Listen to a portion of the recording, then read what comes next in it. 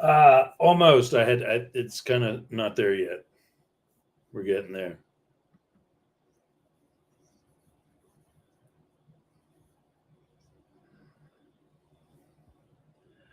Oh, what the fuck?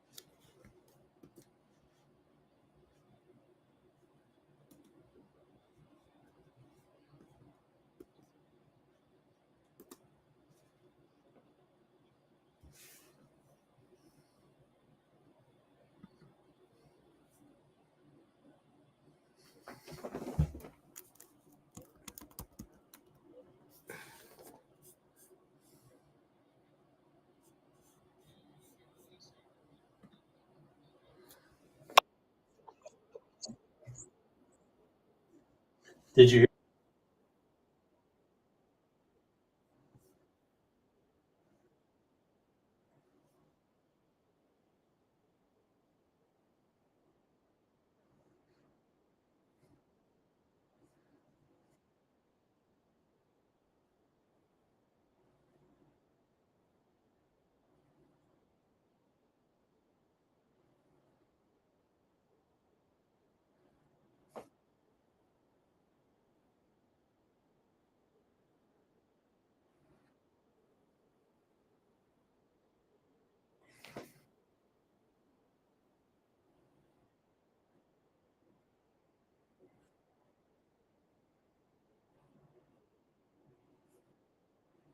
You don't think about, like, oh, I'm going to be late.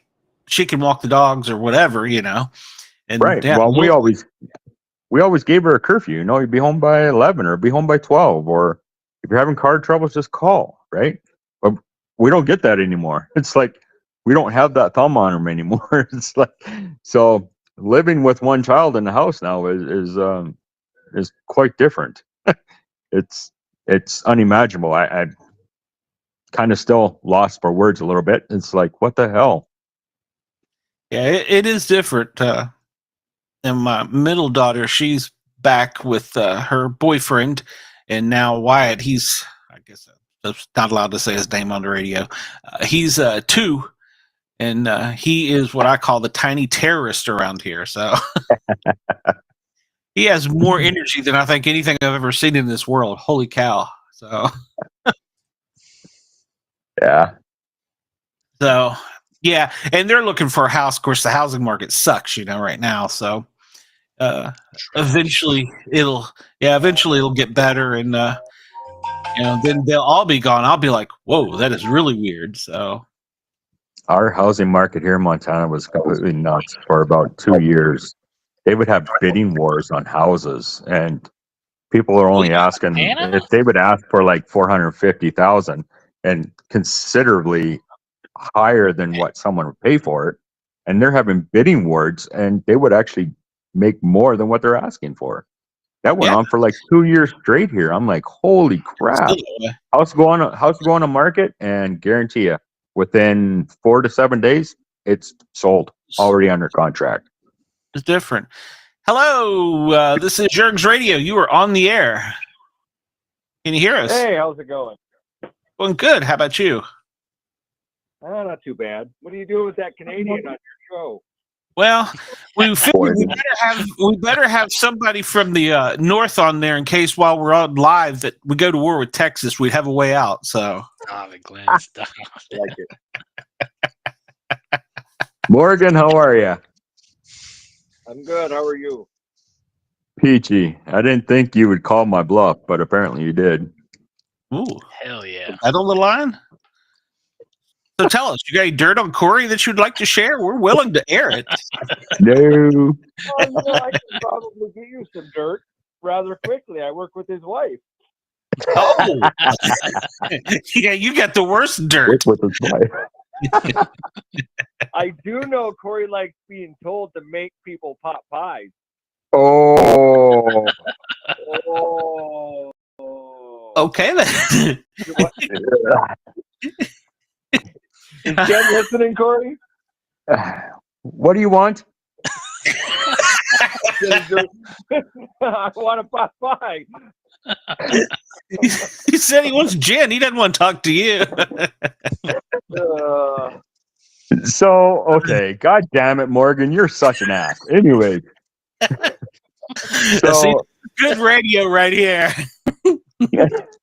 Hell yeah. so the wife and I, we just got married not too long after we were married. I'm still learning her vibes a little bit. You know, I knew most of her, but some of her were kind of like fly off the handle, like fly off the cuff, smart ass little comments, right? And I didn't realize that. I didn't pick that up right away. Well, I'm waking up one morning and she walks into the bedroom and says, "Hey, get your ass up and make me a turkey pot pie, bitch."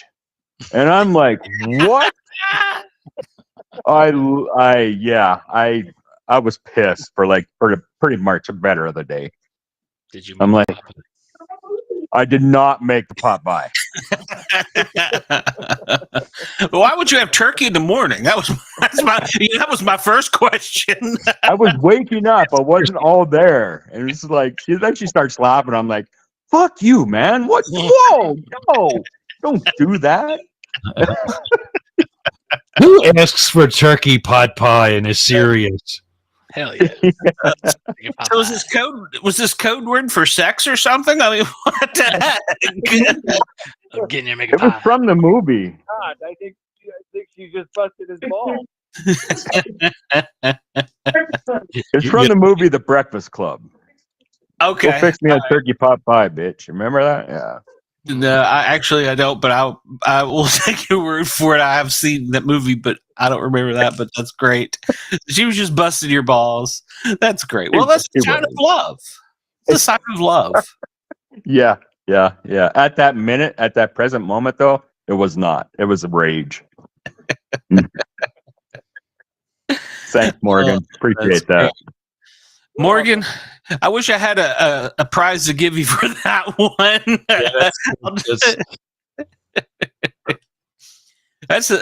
Morgan. We will keep you when we do get some things to give away. We will keep you in mind when we have something to give away. So I'll try and show up weekly and give you guys a little snippet on Corey. hey, we're all about that. So if you get any on Chuck too, so. Oh, he's got lots of dirt on Chuck too, so it's just not me. Oh yeah. Poor Chuck. Well, Here? Chuck is normally on here, but apparently he had some problems tonight and couldn't come on. So, but hopefully he'll either be on later tonight or he'll definitely be on next week. So, I'm assuming you guys have never met Chuck, right? well, we've seen him online, but Oh, okay. He's been online. I met and shared some pictures of him last night in some unforgettable scenes that I've shared with Matt and Glenn. So still having problems seeing out of my left eye. So I was going to say, do we need a puke bucket? yes, you do. Yergz, I'll forward them to you. So, oh, outside the box. Chuck Hello, is not. welcome.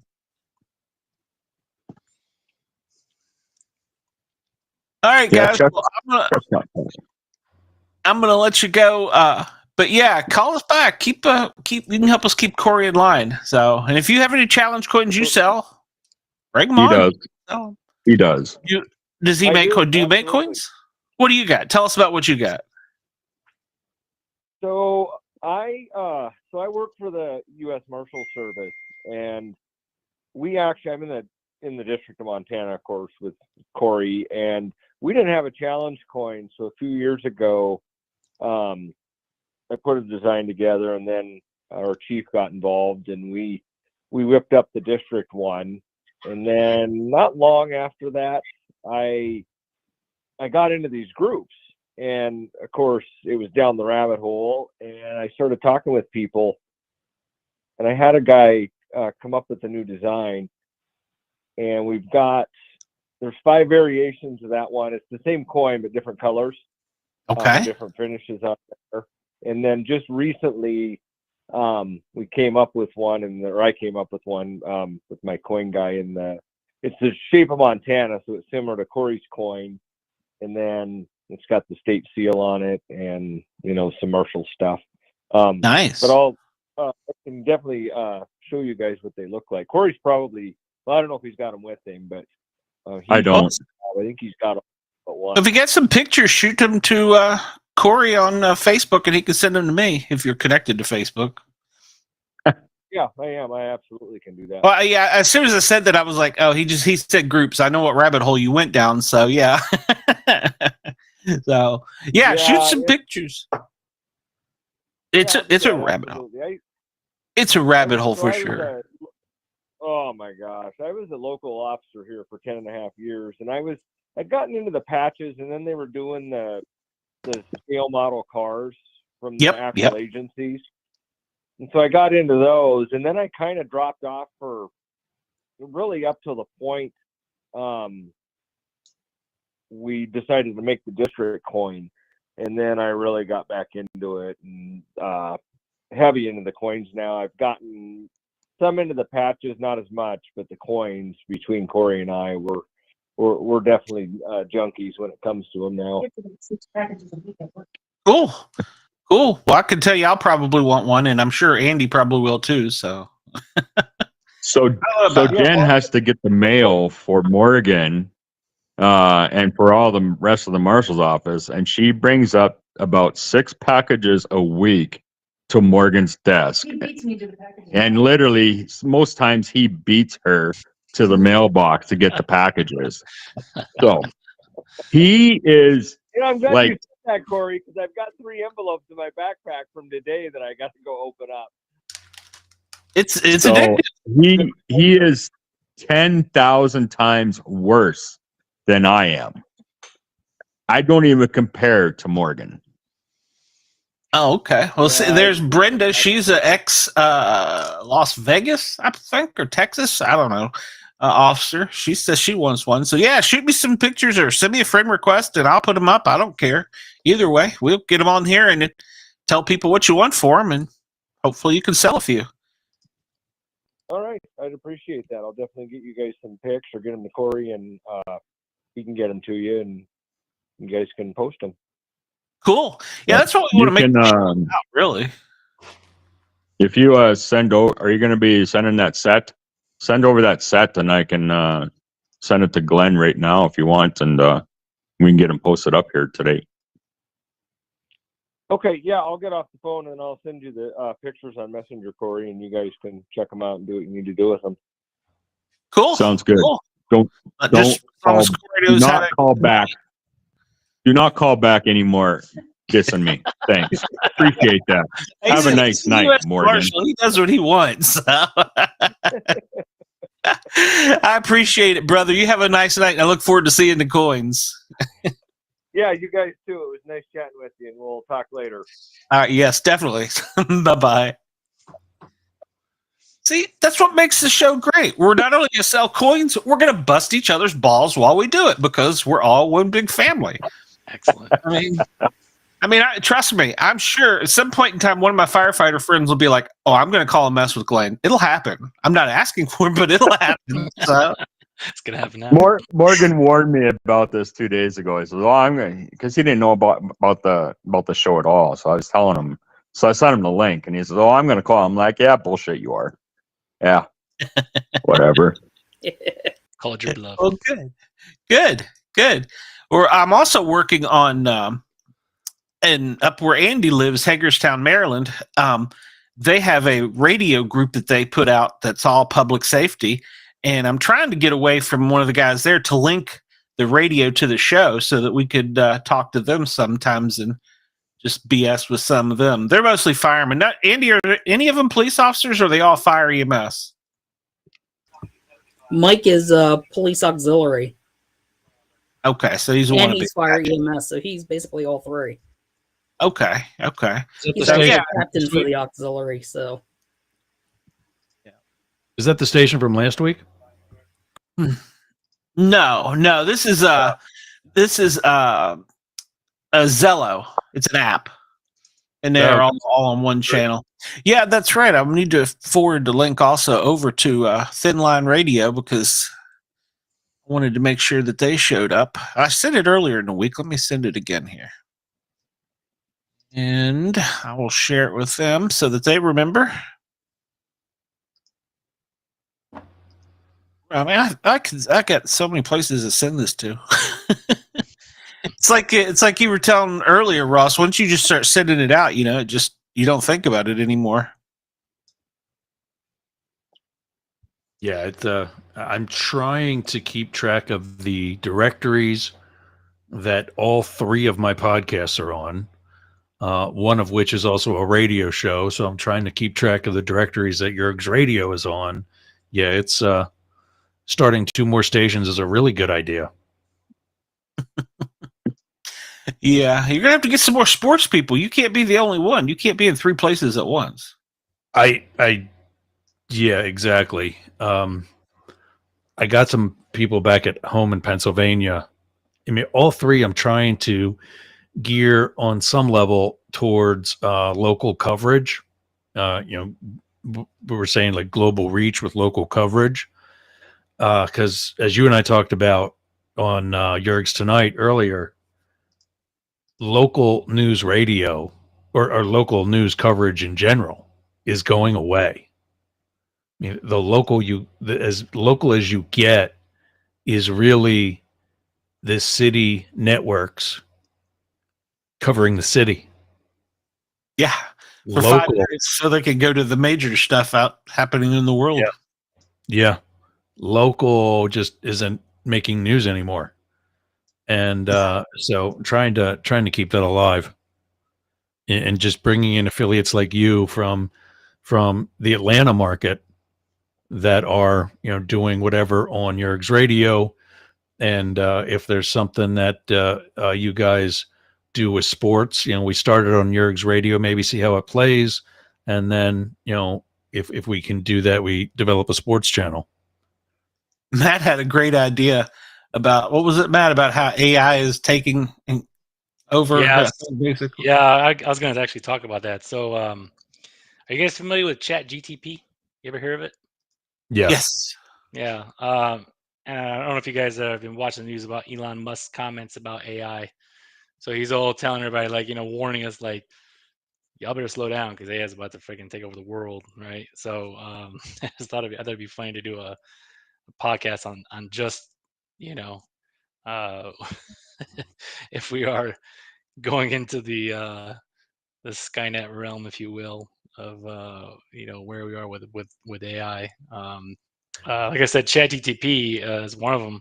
As an app on your phone, you can download, and actually, where most of our artwork comes from, it's actually not from me. It's from AI actually, and I always think of it when I'm listening, when I'm talking about AI. I think about that movie Wall-E and all those people that are just rolling around that are way overweight, and then everybody, just robots are doing it all for them, right? Like, oh, you got it. You just type in a response, and we'll figure it out for you.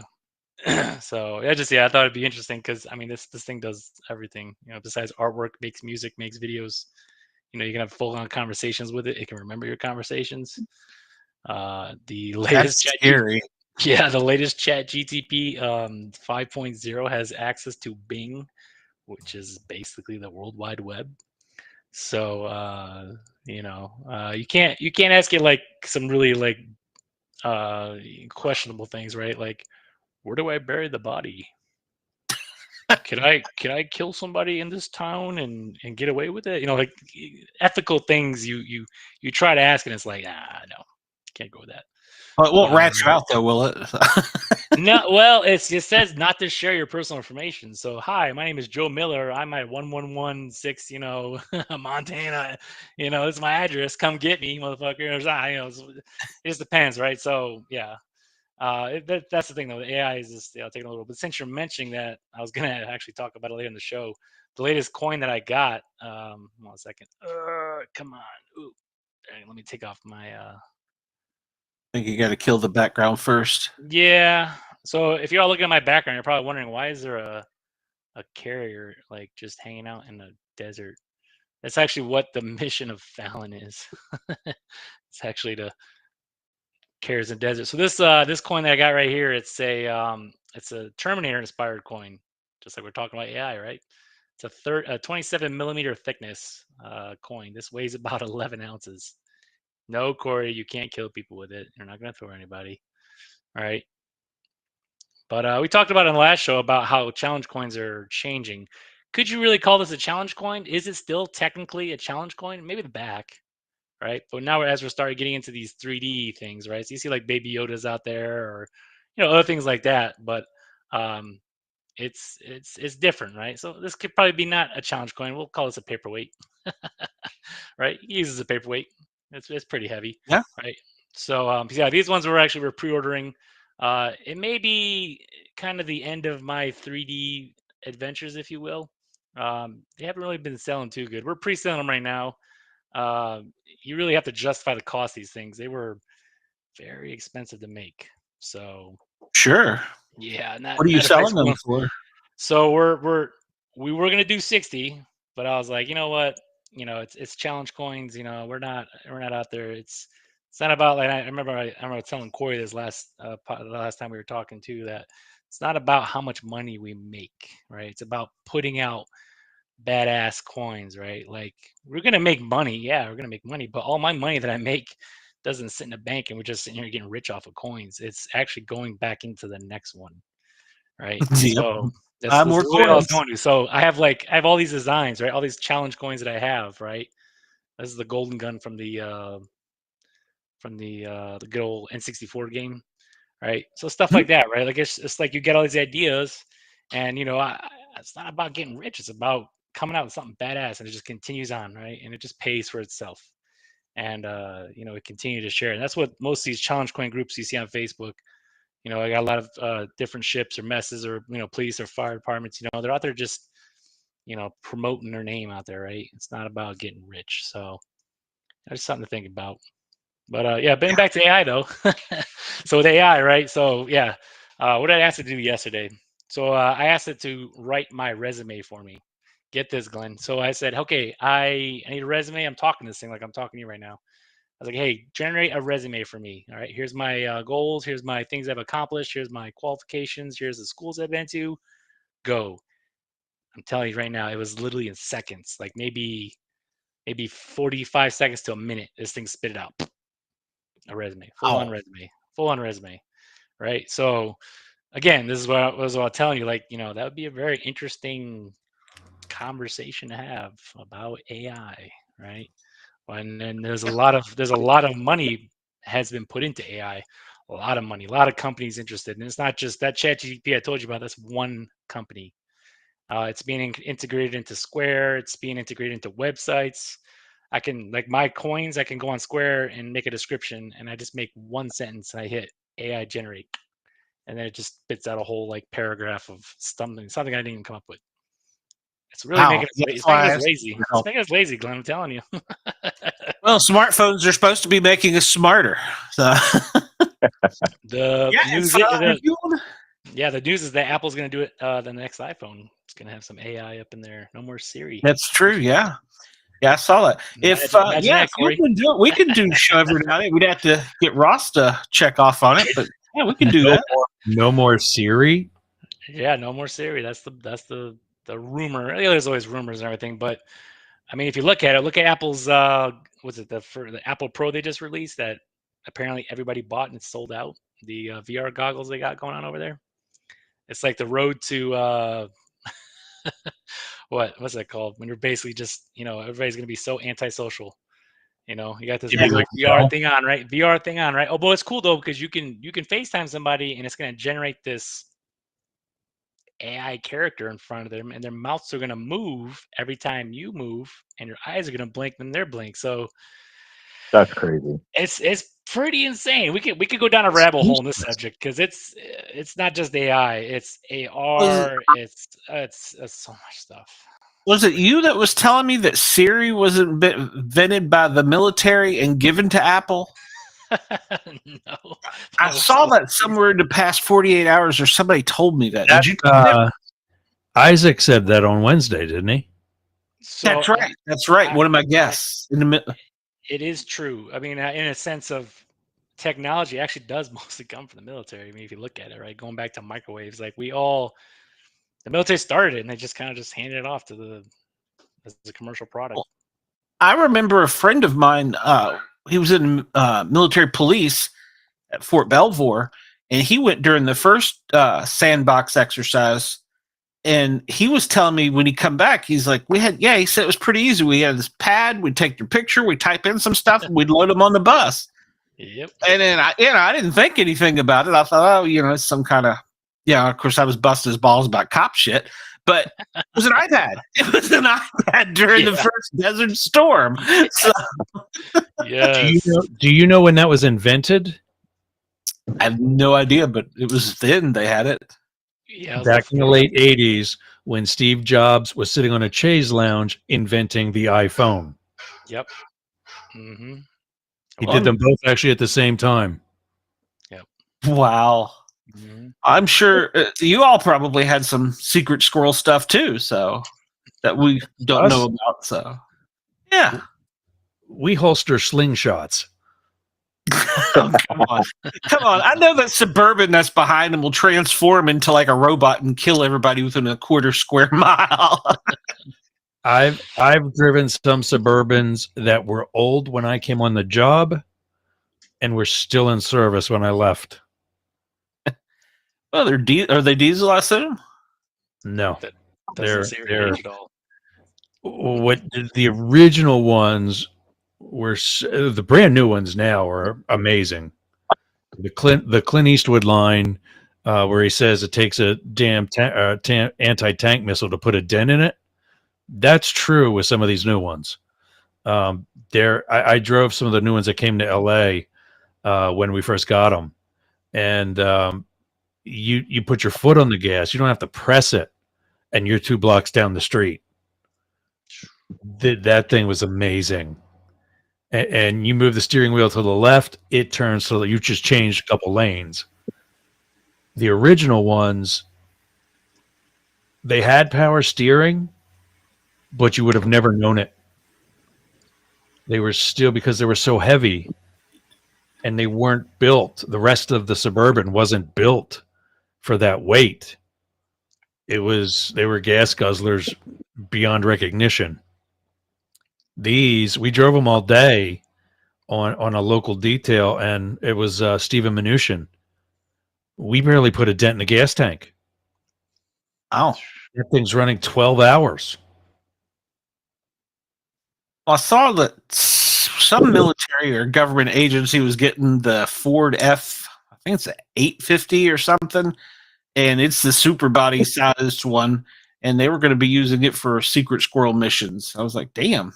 And it was diesel. Yeah, everybody always asks me what the beast is, and you know what? I've stood by it countless times. I can't tell.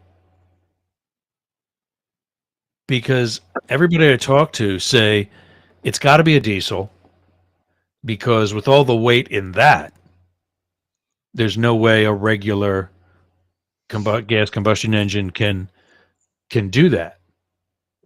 And like, I don't think it can be a diesel, because all the diesels I know can't get out of their own way, also known as my dad's trucks throughout my life. And they're like, all the guys I talk to are like, no, diesel's can actually got some pickup if they got like whatever type of, I don't know, supercharge or whatever. But so I thought, okay, well, we'll get this settled. I know what they sound like. And I was at a site and I walked up to it while the driver still had it running, and I couldn't tell because they're also super quiet. And I could feel it vibrating. I knew it was still running, but I could not tell if that was a gas or diesel engine.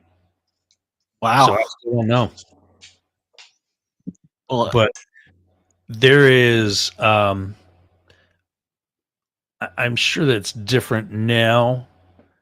But in like the Obama beast is much more of a beast than the Bush 43 beast. Obama's is, I mean, it doesn't look like a Cadillac. no. There's so much that's changed by it. But even Bush's Cadillac, and his was new. I don't remember what Clinton had. But even Bush's Cadillac, the only two parts on that were not altered from General Motors was the front Cadillac logo and the back Cadillac logo. Everything else was different or pulled off and put back on for armoring, rewiring, tubes, all kinds of shit. Does the military design them, or does the Secret Service spec them themselves? Little of both, because they have a lot. They have a big hand in the explosive survivability and the armament, and also some of the other capabilities that it's got. Like it can get through bio attacks and chemical attacks. It's self-contained. It's got its own supply of oxygen. Everybody inside can just roll them up, like Chevy Chase would say, and keep on going. Did you ever get to drive it? That one, no. That one only the detail uses, and only that detail. I mean, the vice president doesn't even get that one. They don't each get their own car when they first move in, do they? Or is it just they keep them for X amount of years? You mean in the White House and in the vice president's residence? They've got their own seat. But does each one get their own? Like I mean, a new one every time. Every 4 years, is there a new one if we have a new president? Like every president? No. Okay. There's a certain level of wear and tear that gets put on them, and then they get reevaluated and taken out of service. And depending on, some of them go to training, so they can be used to train agents in driving it. Because, I mean, you guys know the wheelbase, because it is a stretch limo, the weight, because of the armament, all kinds of shit is different about that car. The ballistic glass, the biggest pain in the ass about those cars is driving it in a rainstorm, because the ballistic glass creates an optical illusion like no other. And blinding spots because of, I mean, it's tough enough sometimes to see through your windshield when it's pouring down rain with a normal windshield. But these ballistic windshields it's like a fun museum. They can't even roll down the windows, can they? The windows are permanently sealed. I don't know about the Beast. The other ones do come down, unfortunately, and they don't go back up. It's you got to take the whole door apart to crank it back up. And the reason for that is the mechanism that takes it up and down is one of the original mechanisms, which is not strong enough for ballistic glass. The King of Jordan, he has a Mercedes that has like a bottle jack underneath the window. That one actually goes up and down. That goes down with the push of a lever. It goes right back up. Wow. Yeah, I bet they do weigh a ton. Well, if if the Beast had to, I mean, how many or what kind of mileage does that? Could it go from like DC to, I don't know, North Carolina or something? Is it just designed for short around town stuff? It's only used for short around town stuff.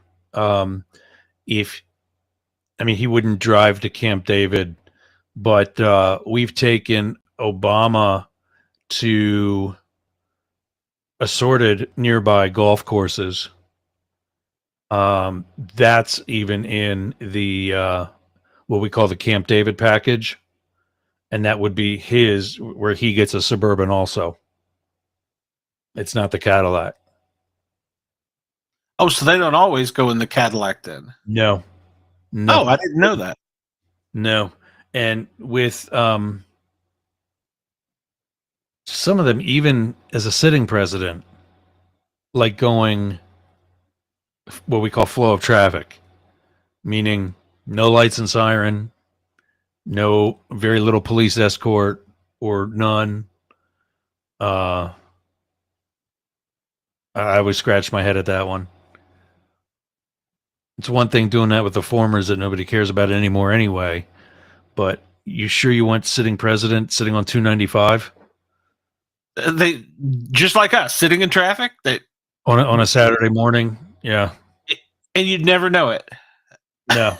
I mean, I guess to we be paid fair, attention, but most people are in their phones and don't. So what the upside to it is that, to be fair about it, the windows are so tinted it's like a wall. You're not going to really see in anyway. Downside to it is that every time you see a Suburban driving through Washington, D.C., it's Secret Service. All we protect is the president, the vice president, and their family, and certain members of the cabinet. That's it. But every motorcade you see, oh, that's Secret Service. No. What were we talking about earlier? 1 in 8 cars in D.C. has a badge and gun in it. So, I mean, think about all the executives in government that get protection. We don't do all of them, but we get blamed for all of them.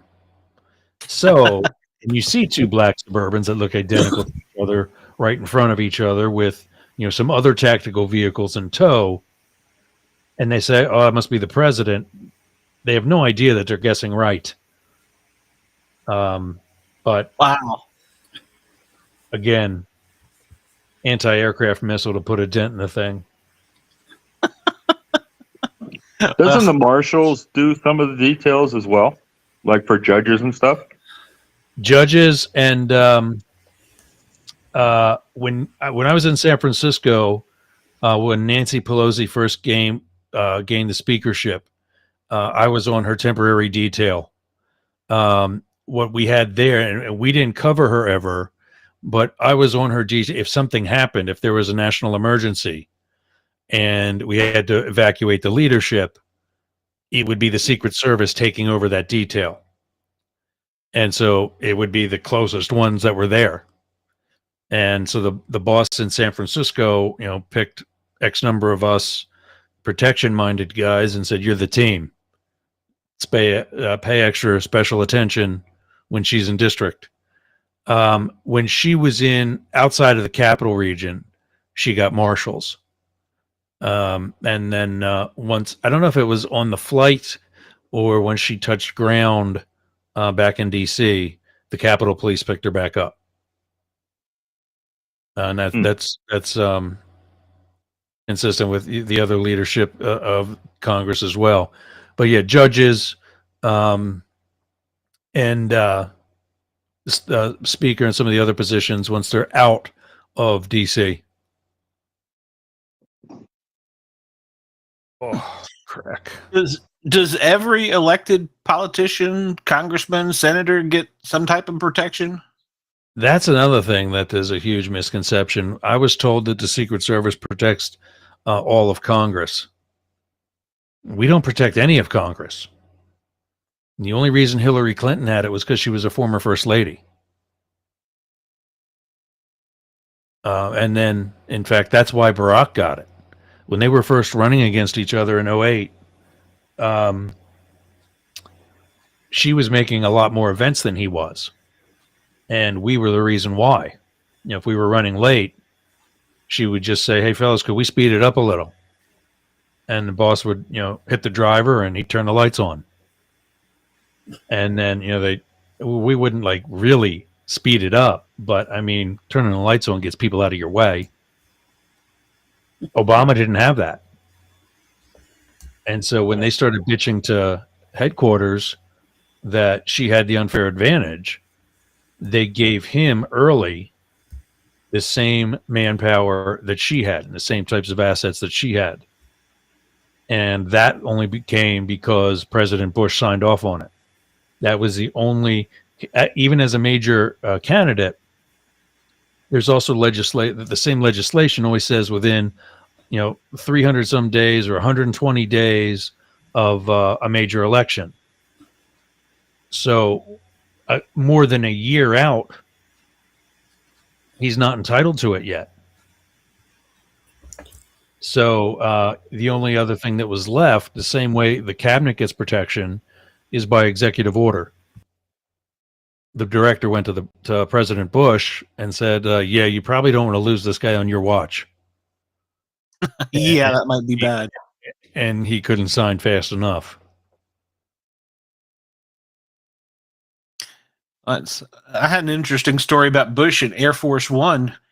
I was on a med flight coming out of Bermuda. We had declared an in-flight emergency, and they put the TFR up. And they were like, you can't go, because we were headed to Baltimore. And I was like, we got to go. And apparently the president decided to move Air Force One so that we could get through, and then they put it back up. Because the pilots, they caught hell about it. They had to do paperwork and shit. Because they were like, yeah, we were going through TFR. They were talking to Warlord I heard them talking to Warlord on the radio. I was like, wow. Now the people that fly the jets, those are military, though, right? That's Air Force. Yes. You mean the fighter jets, the escorts? No, for for the escorts, I know that's fighter jets, but no, for Air Force One. Oh yeah. Hence the name. I mean, when Bush landed on the aircraft carrier to declare the end of major combat in the Middle East, yeah, you remember that? Yeah, he was in Navy One. That was a Navy-owned plane, so that was called cool. Navy One. That's cool. So, I imagine that all the people that fly have to get vetted and stuff. So, not just anybody can fly for them. Oh yeah, that's a colonel. That the pilot of Air Force One is a colonel. Really? Wow. Yeah. That's kind of. I mean, I guess that's a good job, but it could also be seen as a lowly job too. So.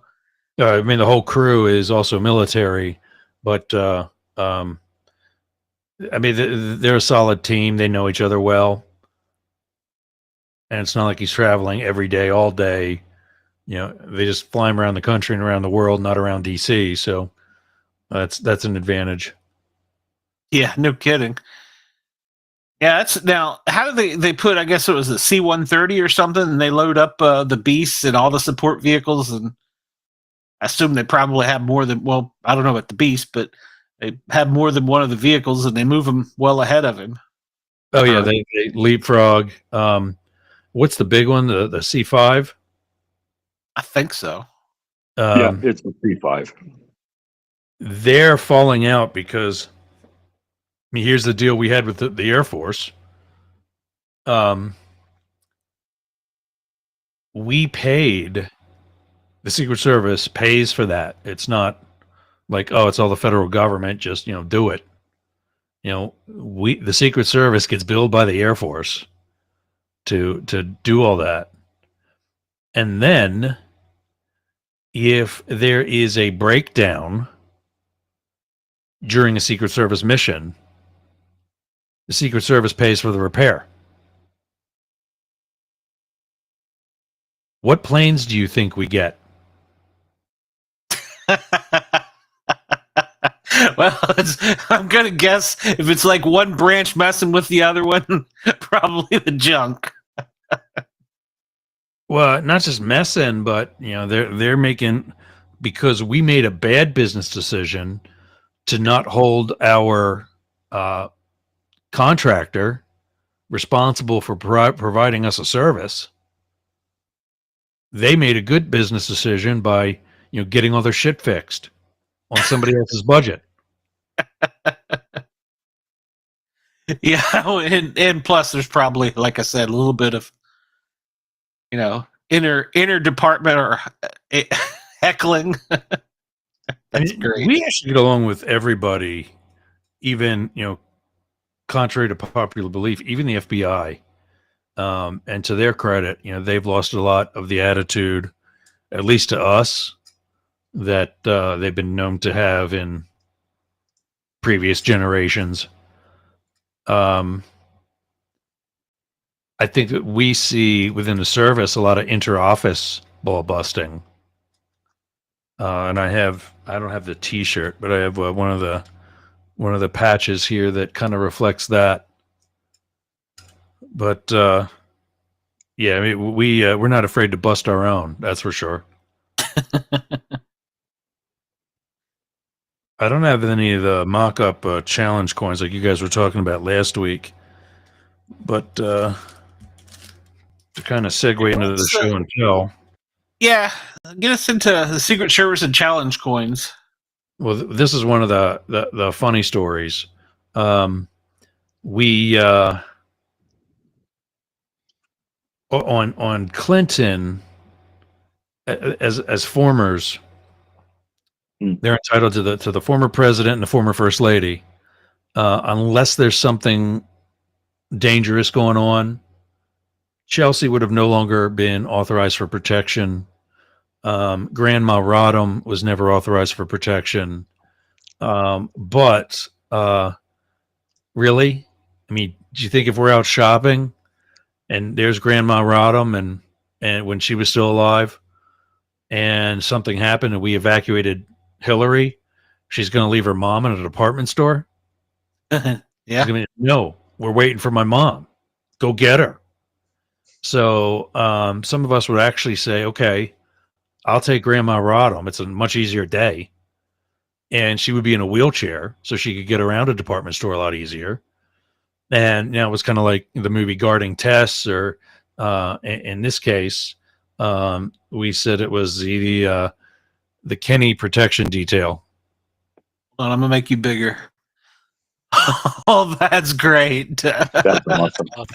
That's classic.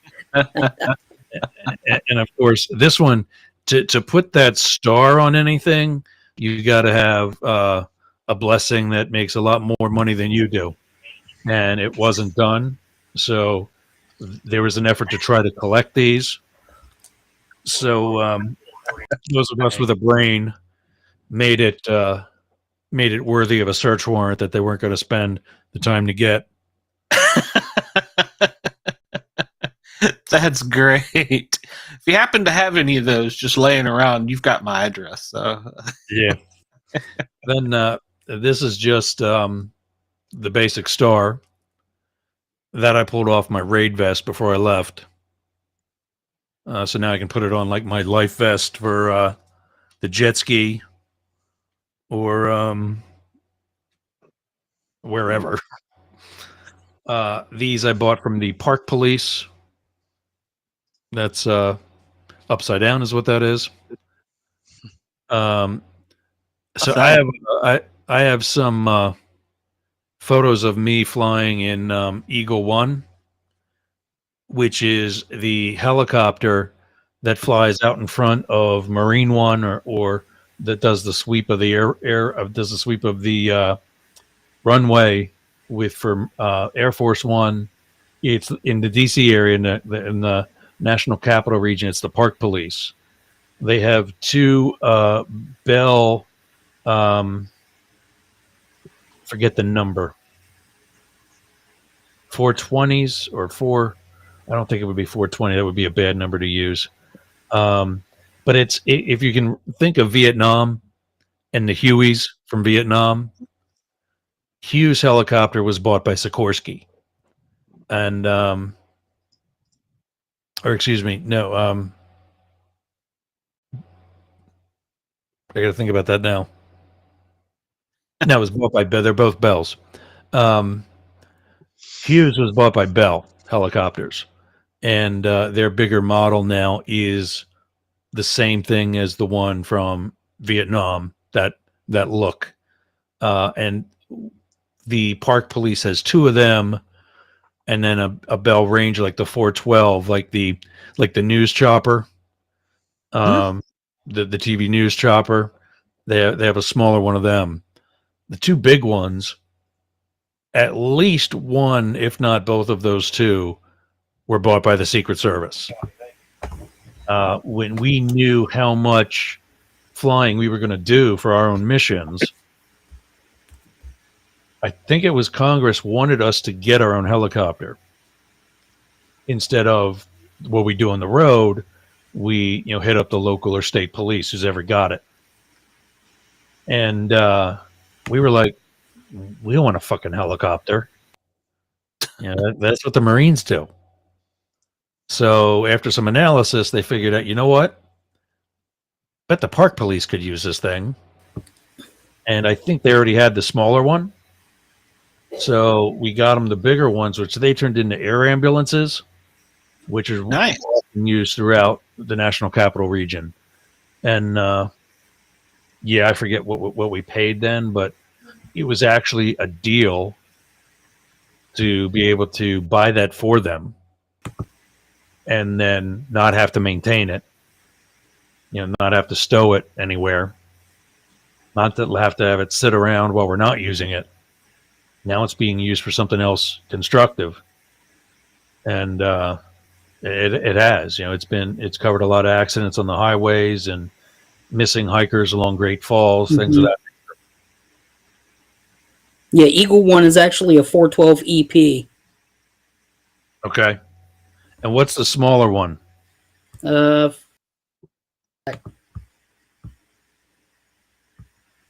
Andy is my resident helicopter expert.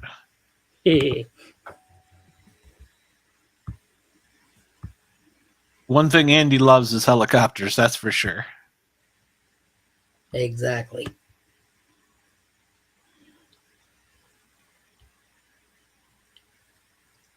So while he's looking at Yergz, you don't have any coins with you? I do have coins, and I don't have as many coins as what I used to. So I dug out the pins. When I first came on, I got introduced to the coins and the lapel pins. Each office and many major events also do their own, like the coin system, they do their own lapel pin. And I figured, well, Secret Service, we wear lapel pins. We're probably going to be, my colleagues are probably going to be bigger into the lapel pins than the coins. So I never got into the coins. And of course, with like the UN and any other interagency type of interaction, I kind of learned the hard way that the coins are the bigger deal. So as far as pins go, every year the United Nations does I had my readers on earlier for a reason. With headphones at the challenge. It doesn't say your age at all, don't worry. United Nations General Assembly 61 in 2006. This is the actual uniform pin that you wore or would have wore? No, we still wore our standard pins. This is just the collector's item. Ah, okay. That's the UN logo on the one side and the star and the year on the other. Pretty cool. The smaller helicopters, the Bell 206L-3. 206, that's it. I knew Andy would solve that. If you see Bush, Obama, Clinton, I think, and Biden, they all wore this pin. It's the flag pin. This is kind of famous. This gets out. The flag pin with the star on it. This one is... I can't see. How do they get this lettering so fucking small? Jesus. Very tiny hands. I'll leave it at that. Tiny hands. Those of us that make coins know the joke. I seriously can't tell what this one is. Maybe because it's enlarged there. No, I don't know. That looks like the eagle on the right and the flag on the Yeah, like presidential seal. No, it's definitely not that. But there's some other writing on around the blue on the blue ring. But that's from a trip. Oh, speaking of trips, this is the one that my Rottweiler died on. I was in Australia. That was when Obama went to Australia in 2010 or 11. I think he died. So when you get these pins made up, do you give them out to people that help with the detail?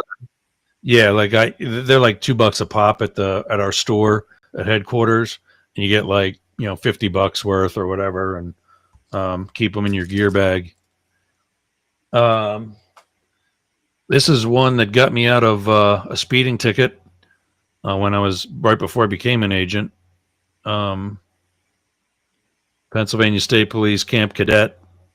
It's like a summer camp for us kid wannabes.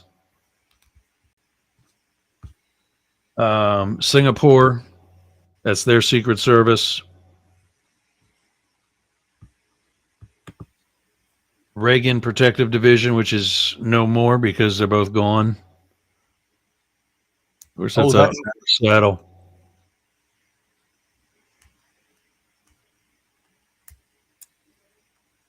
I think this purple one is for Oklahoma City. We lost 6 employees in that attack.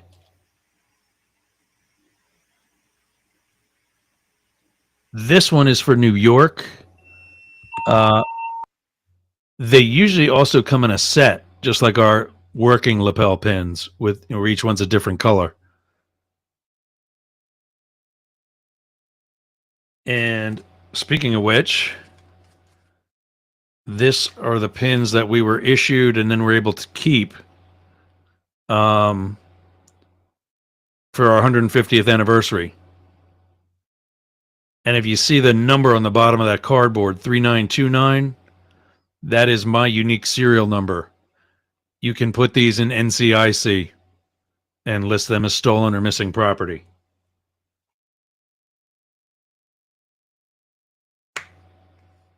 This is another set. Nice. And this is the big one. I don't know why they got so big this year, but and the colors change. They're not always the same colors. Some years they're black and yellow and. At some point in time, y'all do colors of the day or something, don't you? Are those the pins you wear? That's it. Yeah, that's it. And what happens is it used to be in a rotation. It used to be in a rotation, like it was red, yellow, green, purple, red, yellow, green, purple. And what happened was we feared that the bad guys figure that out. So if they monitor that and keep that close enough, they can figure out what that rotation is and use that to create their own.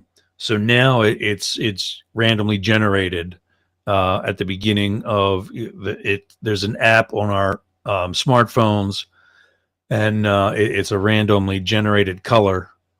And the management programs the color at headquarters and then presses go. And every day at 11:59 p.m., the next color of the day comes out. Nice. What happens if you show up with the wrong color? You got to tell everybody, hey, I lost my red pin broke. If there's somebody in the security room that isn't going to be out, what the pins mean is that you're in that case, your Secret Service, you have law enforcement authority, and you're carrying a gun. Most of the other pins, like the governor's detail, every governor detail in all 50 states has the same pin. We've given it to them. And then some other pins we recognize. There's another dignitary pin, meaning like if we work with Philly PD a lot, we'll give them, their detectives, the pin for that year. NYPD, agents like the agencies like that, we'll give them a specific pin again that we design and control the color scheming of. Some like New York, we know theirs. DC doesn't really throw detectives at us because we cover that type of movement from the Washington field office. DSS, FBI, marshals, other federal agencies we know. This is the 10 and 20 year. I think this one's upside down. 10 year in the bottom and 20 year lapel pin for 10 and 20 years of service. Nice. Congratulations. Yeah, I didn't think I was going to get it because in both time frames I had pissed in some Cheerios. Law enforcement and fire does. Now on to the coins, and like you were saying before, not all of them are shaped like a coin. This is Connecticut. I'm going to take that out in a second. So this was for a mission in Connecticut, or? Kind of, sort of. This is for the New Haven resident office. They did the blue line and black flag. And then on the back is Marine One. And the reason that's on a Connecticut pin or a coin is because Sikorsky's factory is actually in Connecticut. Nice. Near New Haven. That's be stupid here for a minute. New Haven, I guess one of the presidents is up there frequently, or? No, just because that's where it's made. That's where Marine One is made. Okay. This one might look familiar. Yeah. That is DC's. Nice. That one was nice. You see a lot of them on. I've run 2 groups in Facebook, and I see a lot of people advertise them, and then I'll get people messaging me instantly behind them. Those are fake. You need to take them down. Well, I have no way of knowing if they're fake or not. Why would you have to take something down if it's fake? I often wonder, because it's usually the same people that complain. So I often wonder if maybe it's an ex-Secret Service agent or something that knows, and it just kind of, one of those little pet peeves gets under his skin, because it's usually the same 2 or 3 people that complain when somebody puts the Secret Service one up. And here recently, I've been lucky, and the people that put them up, nobody's complained on them, so they must be genuine. We see shit like that on eBay all the time. Well, I know one of the firefighters I worked with, he was my rookie. He did a detail for, gosh, I'm trying to get, I guess it would have been Biden coming through Georgia for something, and he had to man the ambulance. He said when they were done, the Secret Service agent come around and give them all coins. Yeah, I mean, we're happy to share, because when we put them in our gear bag, it weighs the gear bag down. That's how many some of these guys get. Especially if you're on one of the bigger details, you're giving that shit out all the time. This one is from the Riverside office out near LA. That star is an older version of our star. And in fact, at one point, that was our actual badge. Just the star? Yep. We started with just stars for a badge. And that's California and Riverside, California.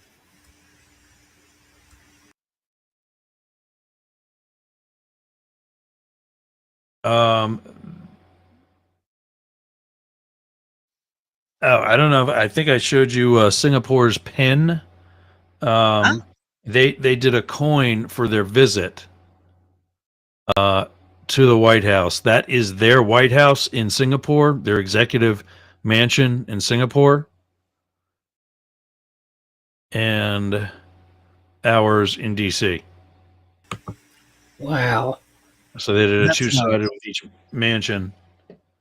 That's cool. I was going to say, how far out in advance do they know some of these missions to make the coins? Oh, some of those trips, they might not get like the publicity, but some of them are scheduled a year or more in advance. Oh, wow. I didn't realize that. So if you like rum, as I do, this is from the Republic of Guyana.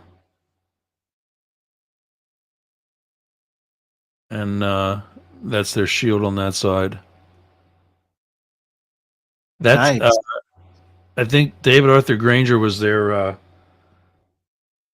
boss, whatever that is. President, Prime Minister. And this one, I would imagine there's also a lot of trading between the agents and the police officers and stuff too. So these last two were pretty cool.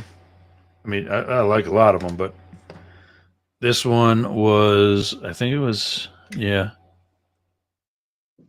Yeah, this one was given to me by Vicente Fox of Mexico. He's from like 20 years ago. And that one comes in like a case.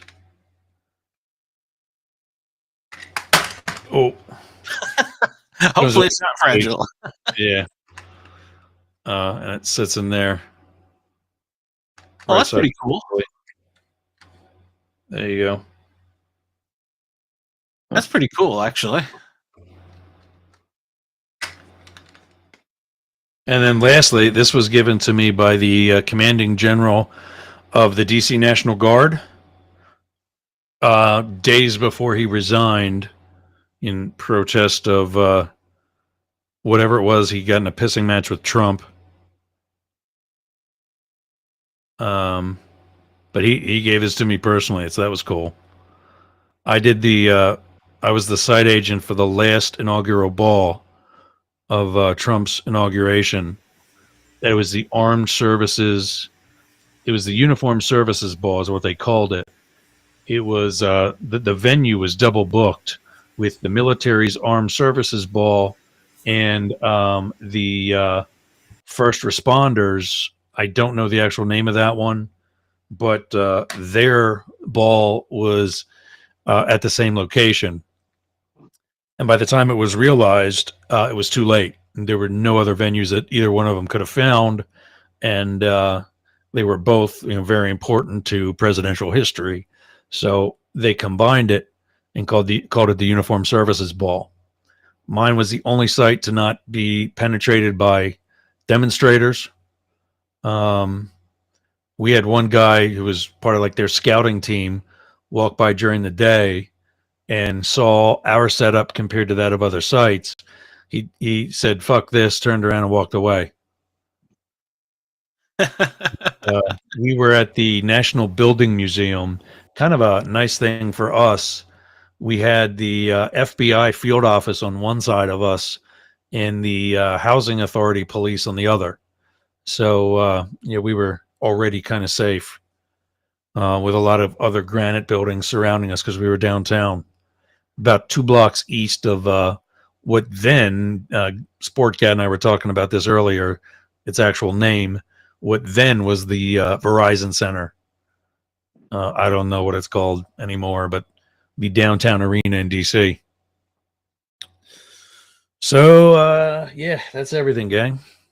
That's the baby. I don't have any from. I used to have stuff from like our cat team, and some of the other specialty teams.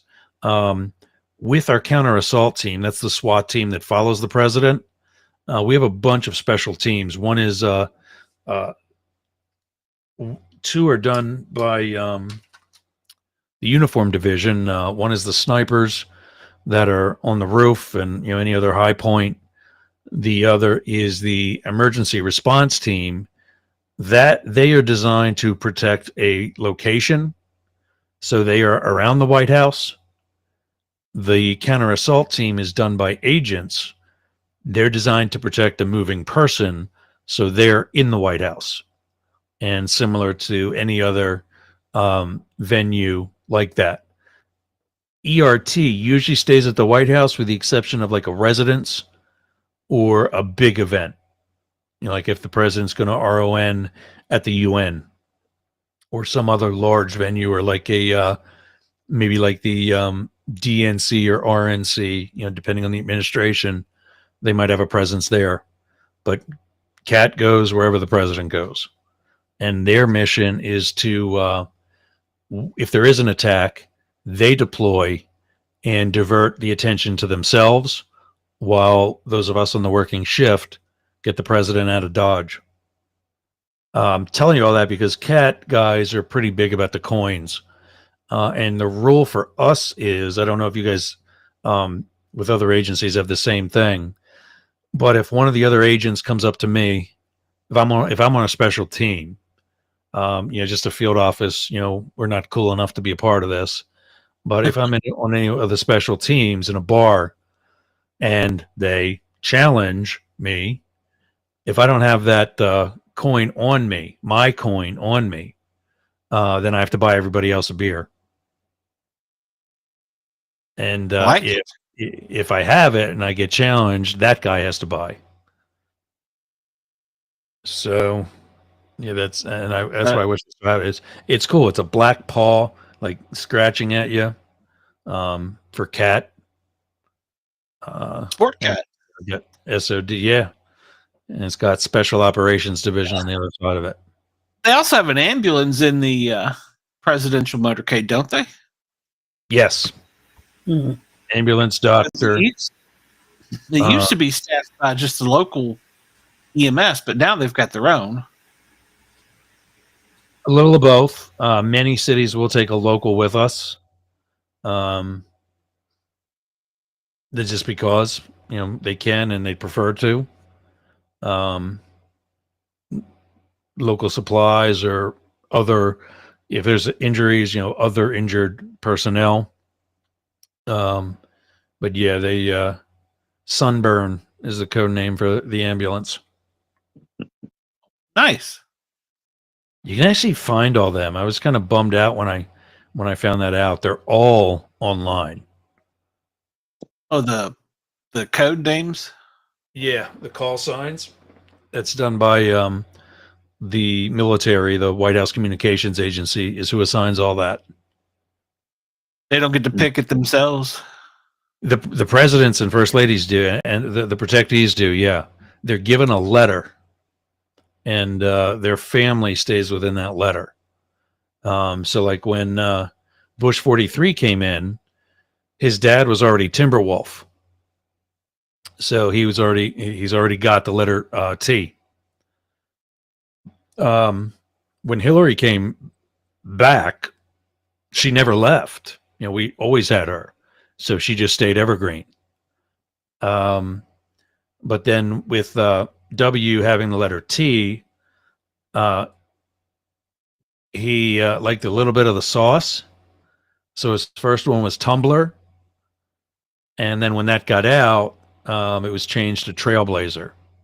Because he liked to cut down a lot of dead trees on his ranch and just burn them right there. So he got Trailblazer. Drinking his Bud Light. He liked his beer. I know that for a fact. So. Yeah. And pretzels. We do smaller pretzels now so he doesn't choke. I've worked at an AFI's 1 hour photo, and occasionally I would get to develop films from some of the parties. I actually had people come in and be like, you need to develop this and not look at them. I'm like, that's not possible.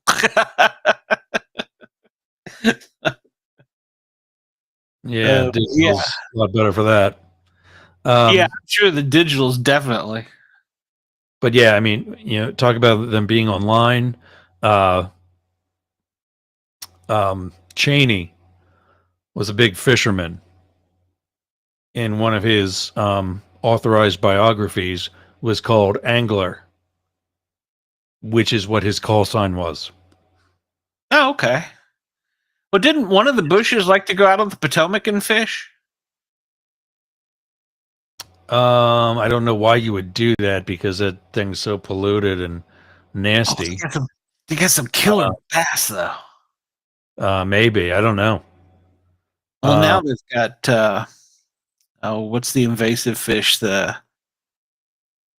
It's the one they made the movie on that would kill you if it comes out of the water. It walks.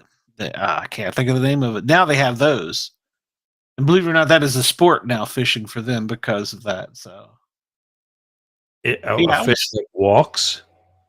It's got a reputation of that. It can live without. It can go for like 10 days without being in water, and it doesn't need water to breathe. And yeah, and it has teeth. It's a pretty badass looking fish. It comes from, of course, China. It's called what? It's called an amphibian. Yeah, well, it's a badass fish, and they were introduced into the Potomac River, and now they've taken over. So, I haven't personally got to catch one, but I have several friends that fish up there, and they tell me that once one gets on the line, the fight is on. It's great. So. Yeah, that sounds like tarpons down in, here too, but tarpon and Belize are pretty big for about a 3-foot long wrestling match, 4-foot long wrestling match. That's my dream one day to catch one of those, or sailfish. That's one of the ones I'd like to catch one day. So, well, if the president goes out like on the water like that, I guess that's Coast Guard or Navy? No, it's us. We've got rescue swimmers, guys that are fish, and then we work with whoever and wherever we're at to support that. For example, DC Police and Coast Guard help us on the rivers around DC. Wherever, anywhere, we get the right people to assist. But we often are the ones with the scuba gear. Wow. And can the president just say, "Hey, Friday, I'm going fishing. I want some Krispy Kremes, and I want to hit the fish." Pretty much. I imagine that puts quite a few pennies in a wad. We there's not many times we say no. One time let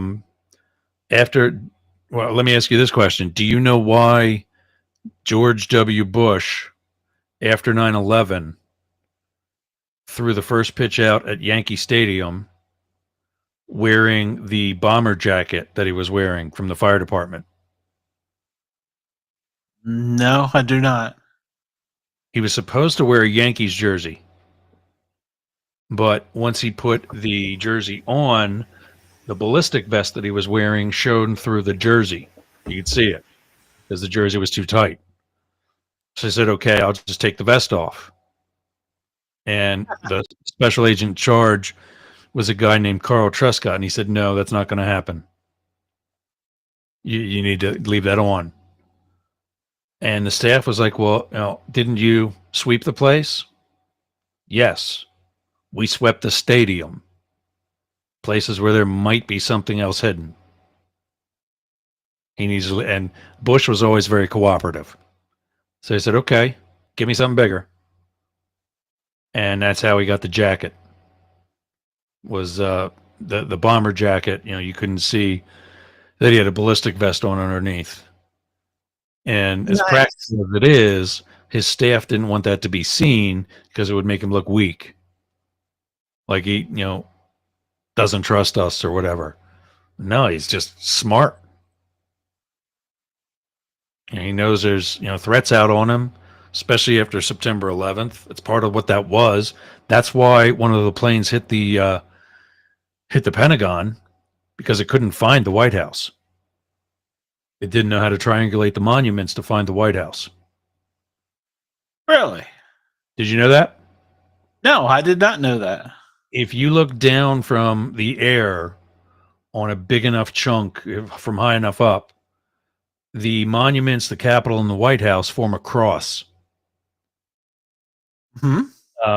At the head is the Lincoln Memorial. Yes. At the heart is the Washington Monument. And if it's looking up, the right hand is the Jefferson Memorial, and the left hand is the White House. And at the feet is the Capitol. If you knew that, you know exactly how to find the White House, because the Space Needle sticks straight up out of the mall. But the terrorists didn't know that. So they found the next biggest thing that they could see, which was the Pentagon. Interesting. I never knew that.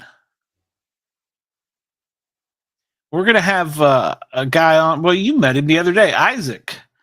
Yep. He was one of the first police officers on scene with Arlington Police Department. We're going to have him on in a couple episodes. So that's interesting. Yeah, he told the story. But did he tell on your show where he was actually, or he might have told on my show where he was on a detail and they actually forgot about him because they didn't know there was still so much confusion, and he stayed on the same detail protecting one little area and for 24 hours. And he's like, guys, I gotta pee, I gotta eat, help. And they're like, who's this? So well, I can imagine after something like that. Well, 9/11 actually, well, you probably know this, but before there was no communication among any of the fire departments, the police departments, and as you know well, there's 100 and some agencies just in DC. They can't all talk. Well, after 9/11, they can now all talk. Yeah. And the other thing is they with shit like that, the plane that hit the 14th Street Bridge, other emergencies, an annual meeting at Capitol Hill, with the State of the Union.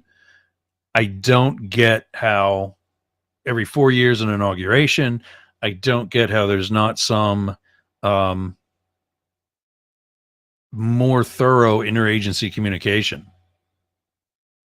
There's really not. Yeah. I'll tell you a really sad story. The most interagency communication is probably with fire EMS. I have a buddy that he comes out. He's at station 411 station right down by Alexandria, Fairfax border. Well, he gets hit for a call in Maryland. He has to go. He's the closest unit. So he goes, he takes a patient into DC. He clears DC, gets hit for a call in DC, and has to take that patient over to the other side of DC.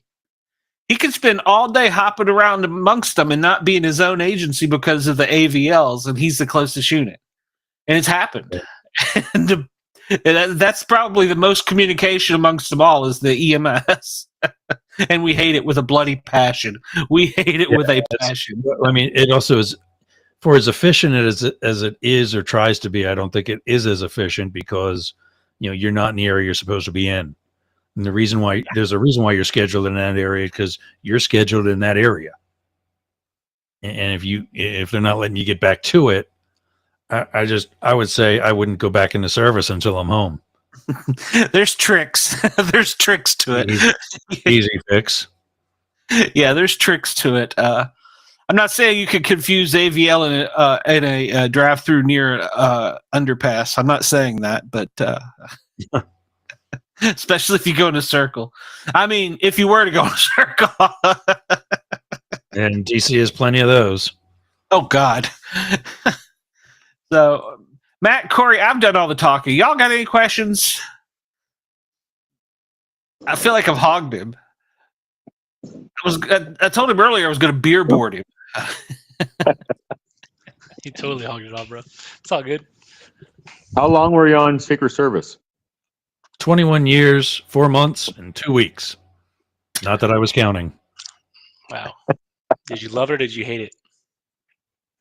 I loved it. I enjoyed it. When 2 years ago when I retired, I was ready to go. And there was a huge, I think a lot of it was still COVID, But I remember coming on, you'd spend your whole day hanging out with a guy that was retiring because he was retiring.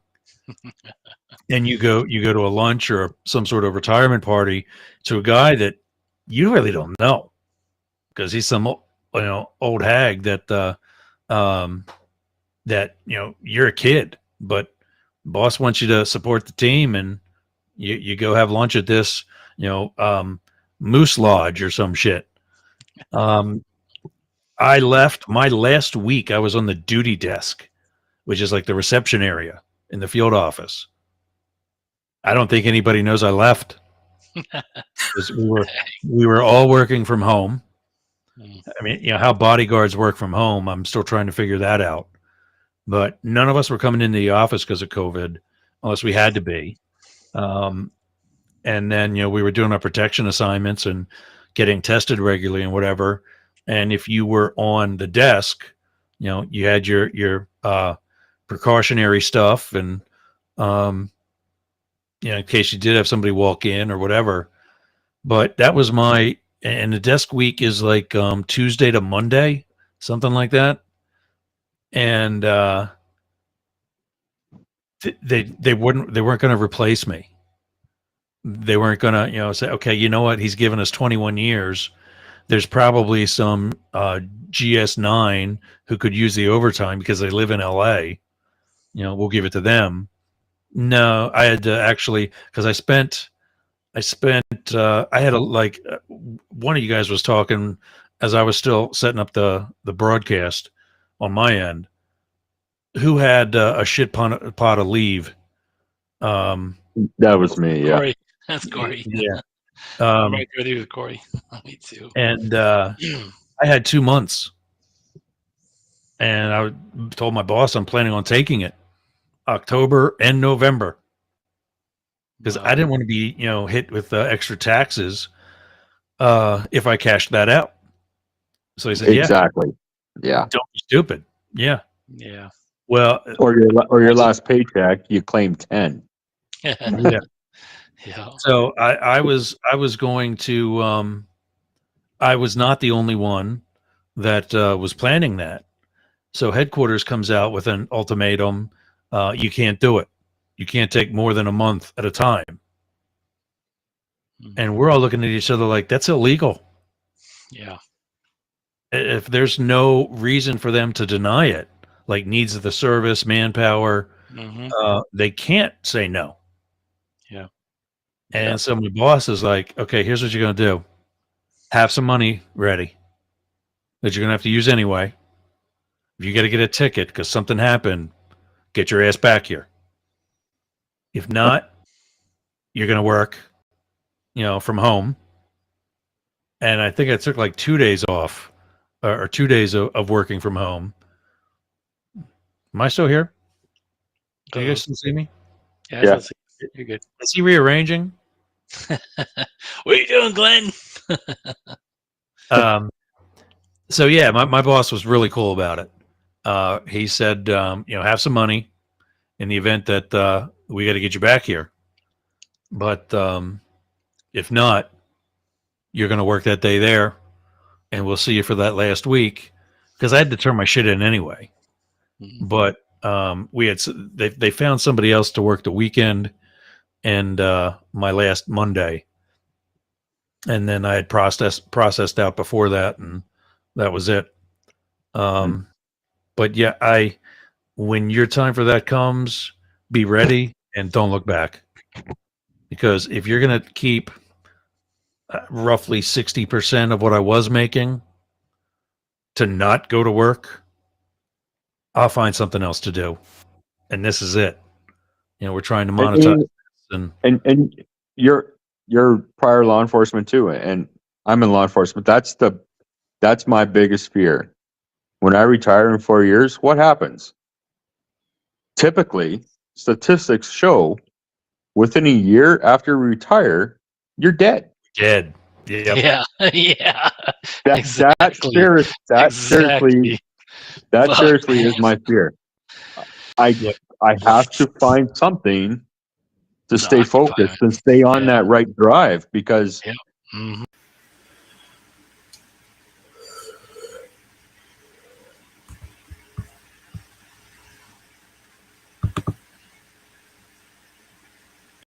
Hello. Yeah. What happened there? Yeah. Where did Glenn go? Glenn said he's going to bed. Glenn said good night. That's all we got. Right. Go ahead. Let's let it roll. Let's roll. We're good. Glenn says he's going to bed. He old man. He out to bed. Probably went to bed already. I mean, Oh, there he is. Oh, nope. There he is. Back from commercial. yeah, this is weird. I don't know what's going on. It's raining here. It's gremlins in the system, Glenn. It is. I've got internet. I don't know. It's raining here, but Now you're starting to sound like a 1980s robot, bro. You okay?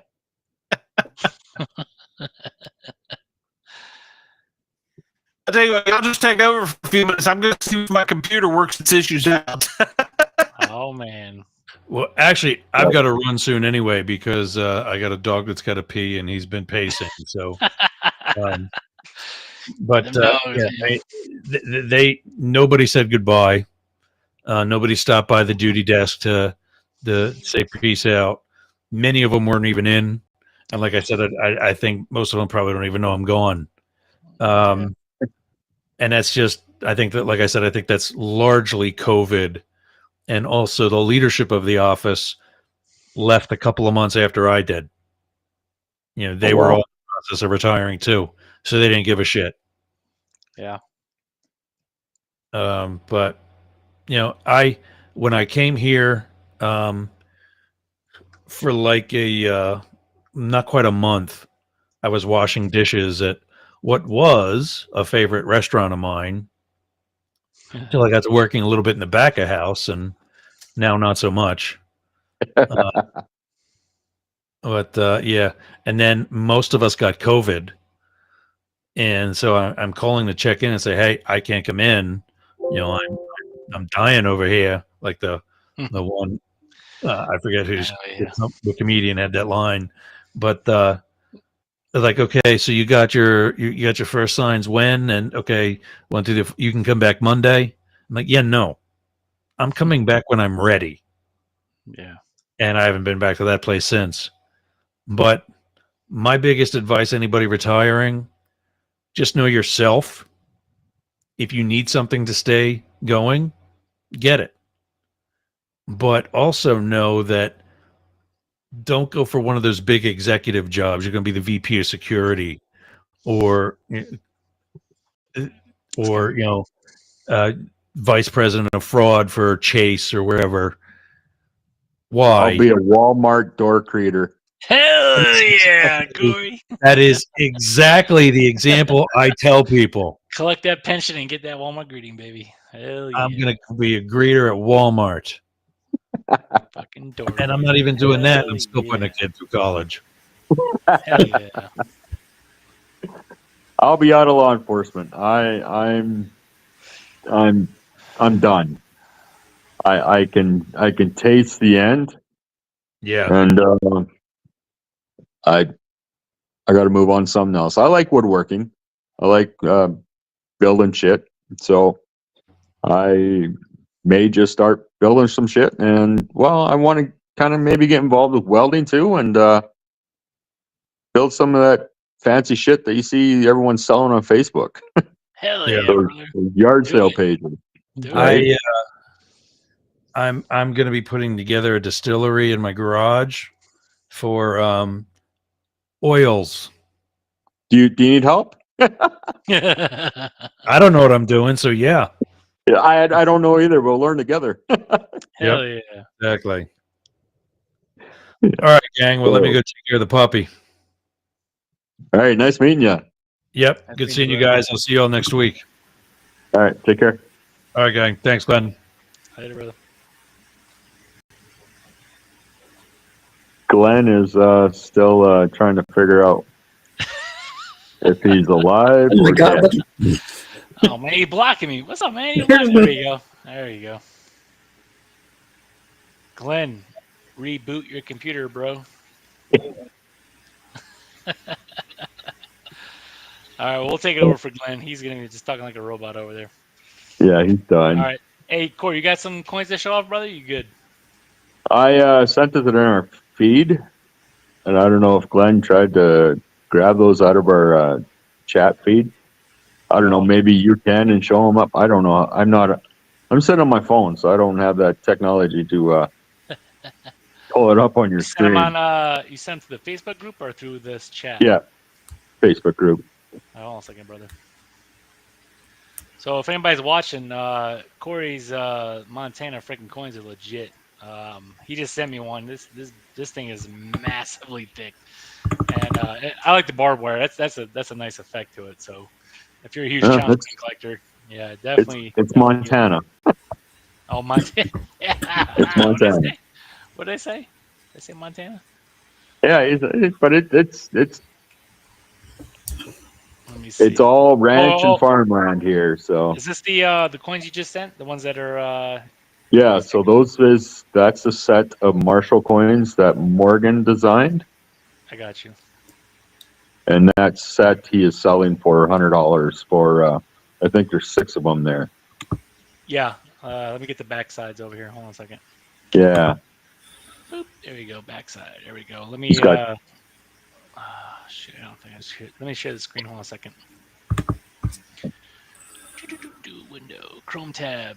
Select tab to share. Oh no.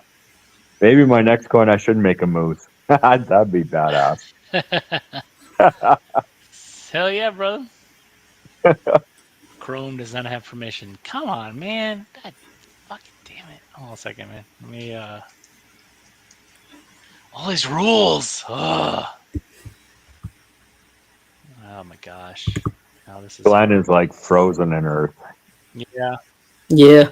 So we are the show now. Hell yeah. Let's start talking trash Hell about I hope he can hear us. Oh, he can hear us. He's shaking his head over there. He's so pissed off right now.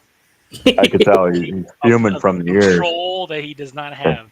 Hey, He's gonna be calling in. I can hear it now. Let me back to my own show.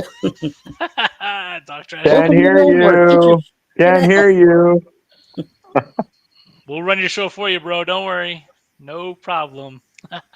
Oh, shit. Stop talking. Oh. Hold on a second. I feel like I'm watching a silent movie. Hell yeah.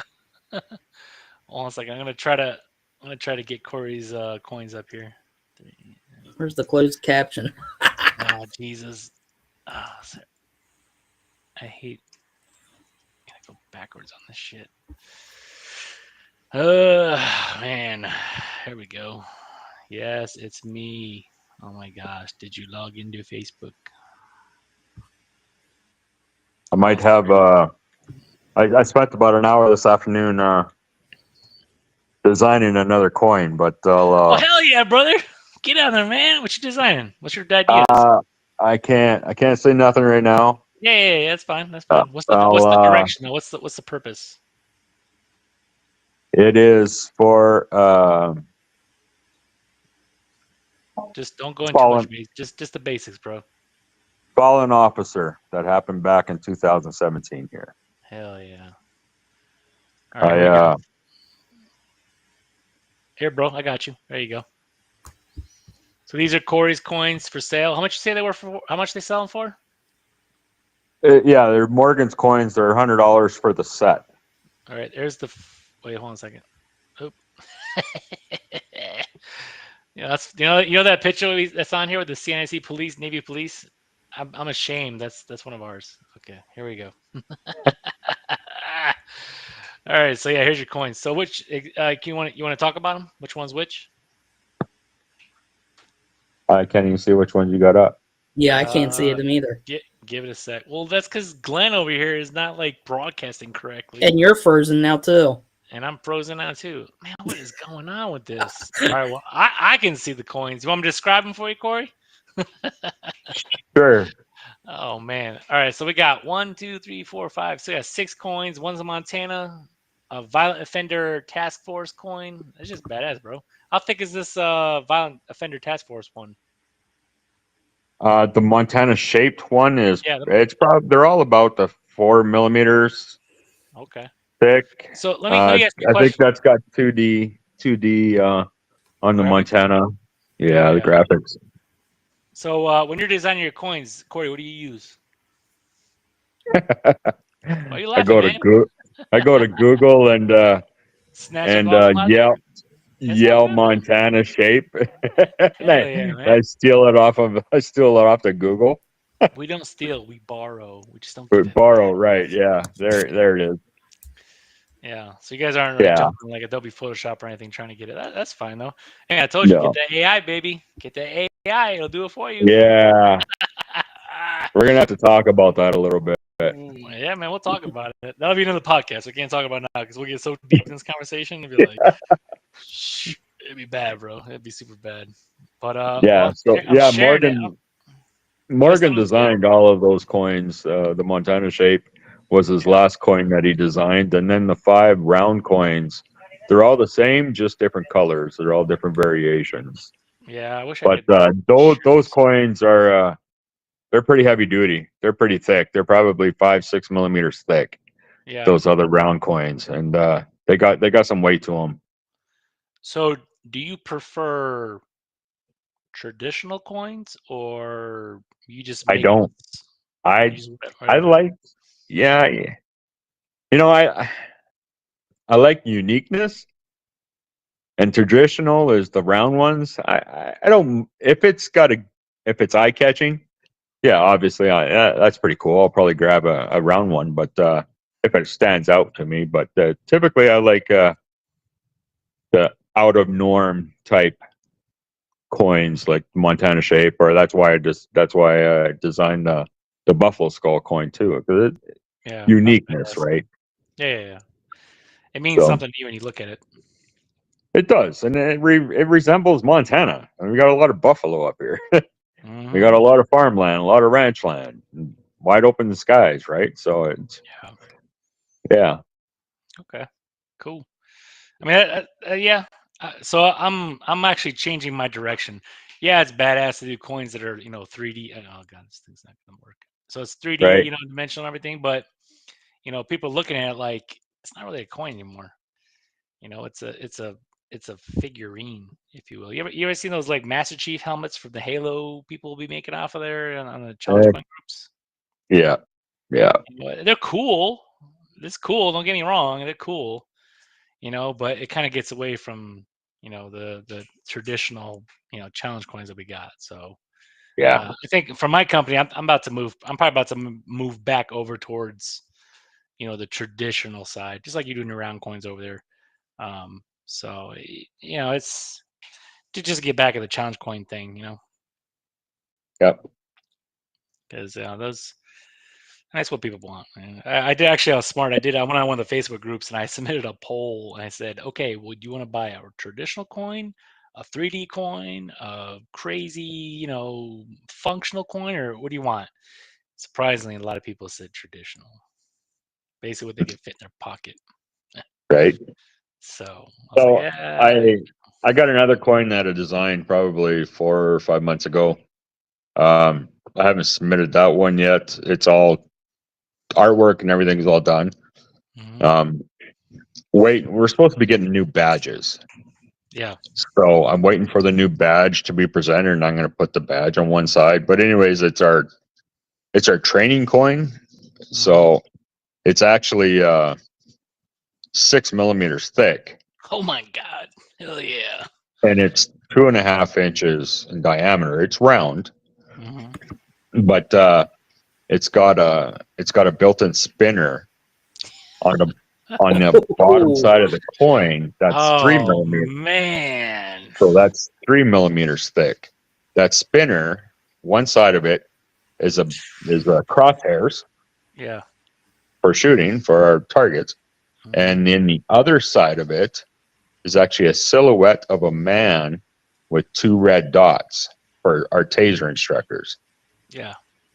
So, and that spins within the coin. Well, that's So, awesome. But see, that's like that's practical. That's pretty yeah, cool. yeah.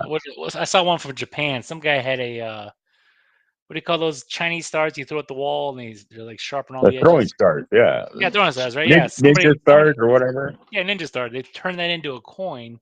They made it a spinner so that it Oh, spins really? around. Right? Yeah. Oh, nice. So that's pretty cool. And that kind of goes with my company too. So I might date myself here, but do you guys ever watch a movie? It was like in the 1980s. It was called Cruel, Krull. Does it ring a bell? It must be an American thing. It's not a Canadian thing. Totally American thing. Google it. But there's a weapon he uses. It's like it looks like a star, but it's some weird sci-fi like fictional movie. It's stupid, honestly. But it's whatever. It's called classic. So I want to make a coin like that where there's like this like 5-point star, but there's a spinner in the middle, so that you can spin it. And I got some chief anchors, whatever, because it's all, we always do chief stuff. Something like that would be cool because it's practical. You put it on your desk, you freaking spin it, right? And that is cool. That is just something cool. You know what I mean? Like, who cares what it's from? But that's just something cool, So that's kind of that's where I've been going. I've been going the retro route, but honestly, I think I'm gonna have to kind of just go back to whatever people want. Honestly, the Mario coin that I made, it's just really hard to see right now. The one that's in the top left. Oh, nope, this way. Yeah, there you go. Right there. That one. Okay. It sold out. People were buying like crazy. Like they love. Oh, really? Wow. Oh, yeah. Oh, yeah. Sold out. The first day I sold it, first day, they didn't even pre-sale it. $5,500 earned in one day. Because people wanted it, right? And I was like, oh, cool. Because what was I thinking, right? Let me order some more, right? I ordered 200 more. Slow. So really? I got the people who really want it, but you can't cater to everybody. People are gonna want what they're gonna want. You know what I mean? So that's why with my store, my Luminary Strike design, I kind of went to the laser engraving side. So now I do like laser engraving stuff on top of the challenge coin stuff. So that way it gives something else. And that again, here's another podcast probably Glenn's gonna talk about the F1. The X-Tool F1 laser engraver. If y'all never heard about it, or if y'all never like got into like those craft fairs or whatever, this thing is legit. This thing, like, I'm engraving on my coins, like engraving onto the coin with a machine, and it's up to 4,000 millimeters per second. You're talking like done, right? Yeah, I did these. I did some business cards, aluminum black metal business cards. Took like less than an hour to do 50 of them, front and back. So there's a lot of things out there. You can do challenge coins all day long, but it's you gotta stretch your legs, man. You gotta be different.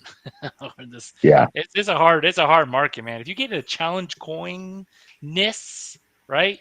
Like people are gonna look at your coin and be like, that sucks. I don't want that thing. Who cares, right? But again, that's what we go back to, right? We talk about it's not about us getting rich. Because I had this one guy hit me up on Facebook. Who is it? Coining 360. It's a private group. It's like challenge coin frenzy people, right? That love coins, like anything coins, right? And they get butthurt when you like want to sell like pride coins or like maybe police coins, right? Because it's not from a specific unit or something like that. So it just depends, man. It just depends. But don't give up your dreams, man. If you're a designer, if you're a creator, create them damn coins, man. There's so many like options out there how to create a coin. I've seen coins that have sand in them. I've seen coins that have water inside of them. I've seen coins that are like mechanical, like gears moving inside. Yes, I've seen them. Like, those are pretty wild. It's not a coin anymore. It's a It's a figurine. It's a toy. It's like a toy. You just want to play with it. You just want to play with it. Yeah, exactly. Like this one I had the Terminator one, right? I get it. Yes, it is not a physical coin because it's too damn big. I get it, right? The backside's got the coin part on it, right? Yeah. But it's freaking cool, man. Like, who has a freaking Terminator, a T800 sitting in their desk, right? Like, it's just awesome. I mean, that's just me. I mean, I don't know. Right. So, but yeah, that's again, the limitation is your imagination, man. Mm-hmm. A lot of these factors out there, they can make anything you want. I mean, it's insane. That's why I wanted to get to the 3D side of it, but now I'm kind of like, maybe I should just kind of taper back to the traditional side of it too, because not everybody wants that stuff, right? So this coin that I just designed today, it's Damn, you designed a never coin seen- in a day, bro? What's Hell that? yeah. You designed a coin in one day? Damn. Yeah. Or is it just ideas? What is it? No, it's a coin. I went off of a logo and added some things to it, and changed some things. It works. Yeah, and Hell I got yeah. that little stupid app, that collage maker, whatever, photo editor stuff. That I'm right free there with you, shit you bro. get off of Yeah. off Yep. of Yep. yeah. Yep. I just I messed around with it and just kind of made a coin within like an hour and a half. But it But it's a badass. it's badass, and I already made contact with China, and they already got me back the quotes for it. Every They must have been single up. They must have been up coin. early. Yeah, They must have everything been up goes through early. China, man. All the factories and everything go through China. I don't know why. I had Yeah. this one guy. He sent me a Facebook text. He said, because I posted one of my coins. He's like, I'm not gonna buy that Chinese bullshit. That's that cheap ass, Chinese bot. Like, bro, everything comes from China, bro. China. It doesn't matter. Everything. Everything comes from China. It doesn't matter, Yeah. right? Whatever price you buy it at, whatever you get it at. There is no Yeah. USA factories. It's all done in China because one, they got the manpower, and two, they got they work on Sunday, bro. They work Monday through Sunday, bro. They will get it done for you. You know what I mean, Dude? So I sent this these coin ideas to China, and they must have been up early or something, because I got a response at like 5:30 this afternoon. Like 7 o'clock is their morning over there, and I'm like, holy shit! So it's crazy. Yeah, man. And it's on a weekend, so it's Saturday over there already. I'm like, holy shit, they're working already. No. They work 24/7, bro. It's funny actually. Her name's Emily. She works at one of the factories over there. She hit me up. That's Glenn's factory person over here making coins for him too. So I was like, whoa, small world, right? But here's what's the kicker that made me really upset. That Terminator you see, right? This Terminator coin. Yeah. The factory quoted me, right? This new factory, right? It cost me $3,300 to make 100 of them, right? This other one I asked, I was like, well, just give me a ballpark figure, right? 1,800. 1,800. And we get it, right? It's China. Right? It's China. They're gonna there's always somebody cheaper. There's always somebody who's gonna be like, oh, well, no, I can charge this price, right? So here's prime example. Yeah. My first two coins, I went with who I thought was the cheapest. And then I found another vendor over there that someone, just pointed me in a different direction. Hey, go try this person. So I went and tried this person. No shit. She undercut my first two coins by like $400 or $500. And then I had her, and then for shits and giggles, I had her quote me my first two coins. Yeah. Don't ever do that, man. You kicking yourself in the ass because they were all cheaper. I'm like, son of a bitch. There's got to be like, when it comes to cheap, right? There's got to be like, cheap is cheap. You're gonna get cheap. You are, but there's quality as well. And I've been fortunate. So that coin that I sent you was from my cheapest bidder. But the quality of it is no different than the first two coins. They're exactly the same. Yeah. But that's true. Yeah, I got you. Yeah, because there's always a cheaper fish. There is somebody who's always willing. I'm sure those factories are battling back and forth, like, "Oh, we're gonna get it for you. We're gonna make it for you." Yeah, no kidding, right? They want your business, man. They want, even though they make 200 for you, or if it's only cost $250 to make like 50 coins, they know you're gonna come back and make more. Oh yeah. So they're gonna reel you in. You know what I mean? And it's not a bad thing. But again, yeah, go ahead. No, just this coin that I designed today. I got a quote for 100, 200, 300, and 400 coins. But without saying anything and saying a little bit, they're probably going to make a lot more. Yeah. Oh, yeah. So I don't know about you guys. I went through a supplier. I went through a middleman to get me my coins. So I talked to somebody who talked to a factory to get me the price. And that's where it hurts, man, because like I found out this dude is like overcharging me a lot, right, from what I could have spent that money on. Yep. And they like, oh well, it's gonna cost like this much to ship it because it's like 35 pounds and it's gonna cost like $800 to do it, blah blah blah, right? So if anybody's listening right now and you design challenge coins, always get a second opinion. Always, because like Corey said, there's always a bigger fish.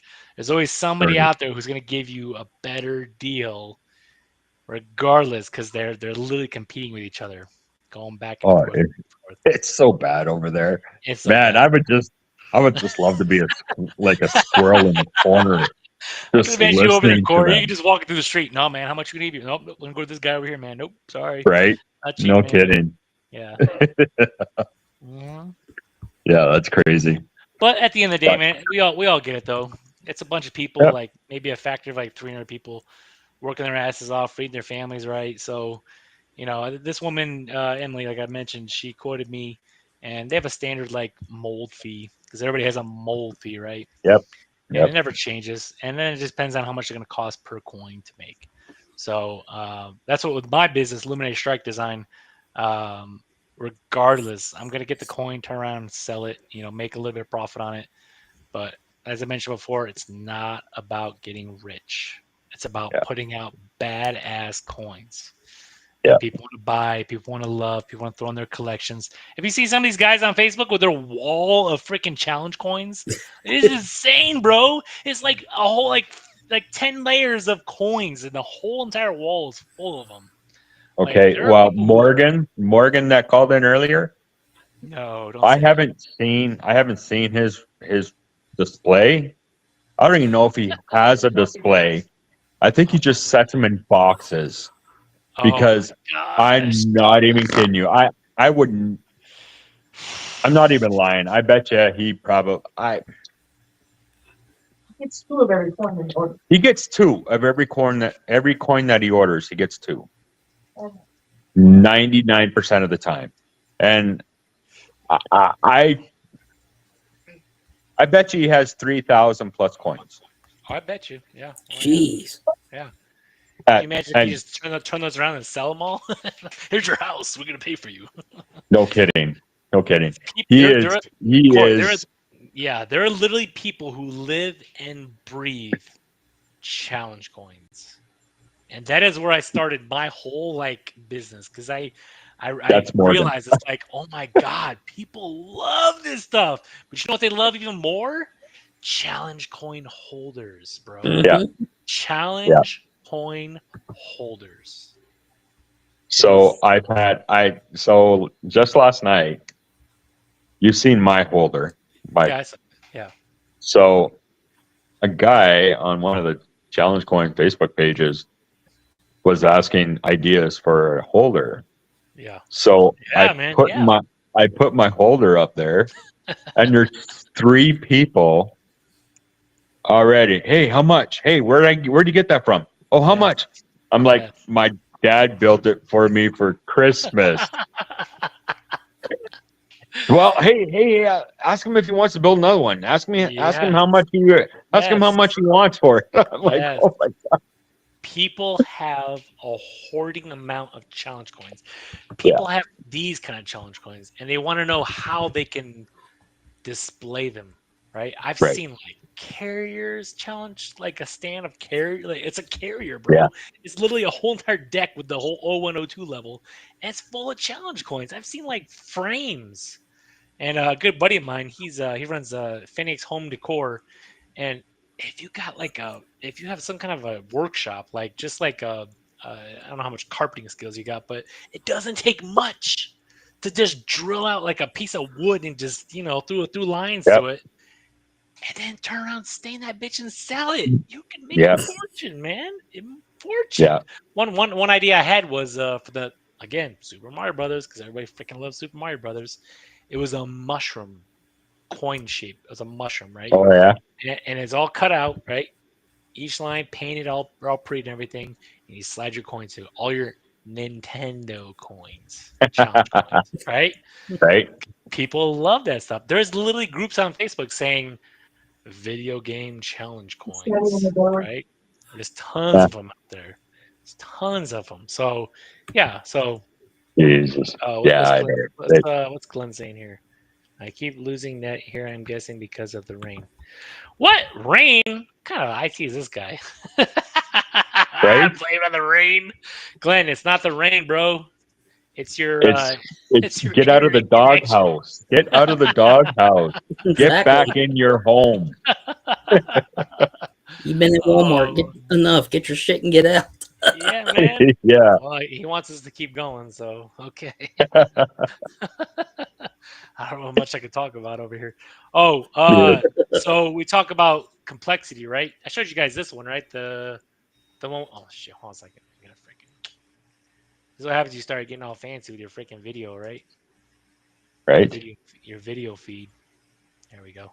I showed you guys this one, right? With the the Yeah. hanger one. Movable. Do you know how Yeah. long it took this company to make something like this? It took them forever. Just to make functioning doors that slide Really? open with a golf ball marker to remove it, right? Yeah. Jeez. But it's cool. I didn't put a lot of color in this one because I just want to show the base, right? Just stuff Right. that we compare. But that's just an example of like, when it comes to complexity, right?